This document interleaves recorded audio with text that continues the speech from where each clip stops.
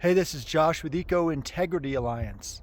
This here is a beetle-killed tree, and this is a tree that has been murdered by insects. What are these bugs doing in our forest? Get them out. Call the exterminator. No, these insects are native to our forests. They are required in our forests. They recycle the nutrients. They create habitat for wildlife. They create a grocery store when there are insects in there for birds and other animals. These are essential components of our forest ecosystems. So you can see here the etching from the beetles.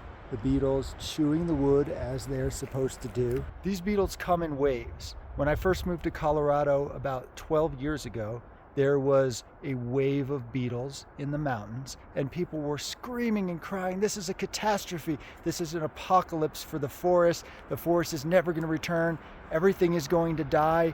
Everything is going to burn. The communities are going to burn to the ground." All that was being promoted by the logging industry and the land mismanagement agencies that get taxpayer funding to cut down forests. All of it was lapped up by media as if it was fact and truth. And guess what happened? The wave, it broke, as it always does. And then we did a lot of studies. There were scientists across Colorado, across the US and the world that came to study this beetle, quote, outbreak. And you know what they found in terms of wildfire severity?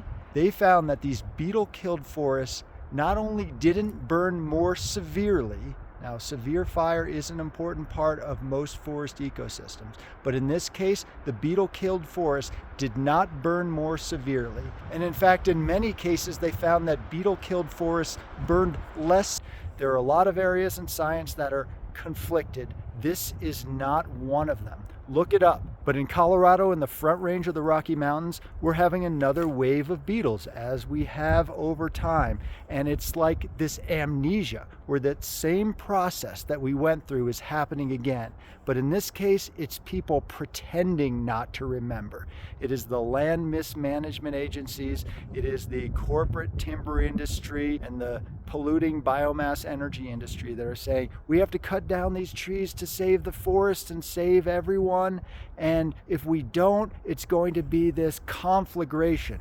Well, now you know the truth, and you can help us get the word out to your local media, to your elected officials, to some guy on the street. Just start talking about beetles and they'll think you're insane and maybe they'll institutionalize you.